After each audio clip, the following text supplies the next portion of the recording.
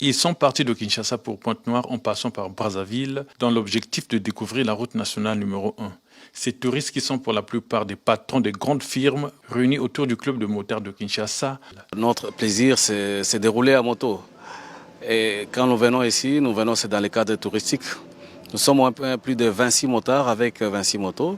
Ça fait au moins la troisième fois que nous venons au Congo-Brazzaville. Les touristes ont été rejoints par leurs collègues de la République du Congo. Dans le lot, une seule femme. Passionnée de ces grosses motos, Esther lève le voile sur certains préjugés dont elle est souvent victime. Les passions ne sont pas genrées.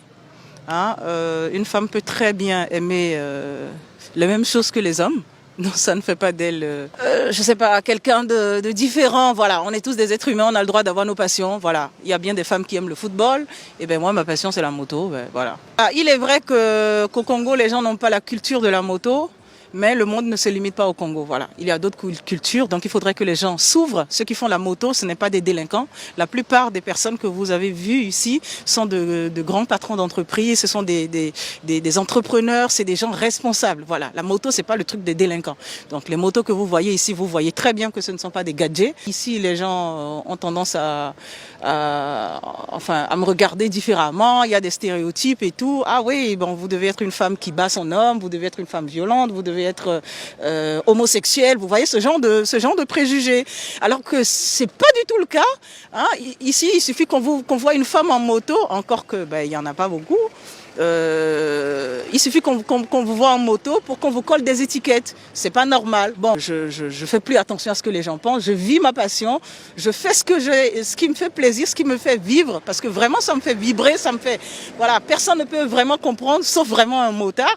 Donc voilà, il faut que les gens s'ouvrent au monde. Il y a des choses qui se passent ailleurs. Ces patrons d'entreprise ont apprécié favorablement la route nationale numéro 1 et l'accueil réservé à Pointe-Noire. La première fois, on était venu au nombre de, je crois, de 11.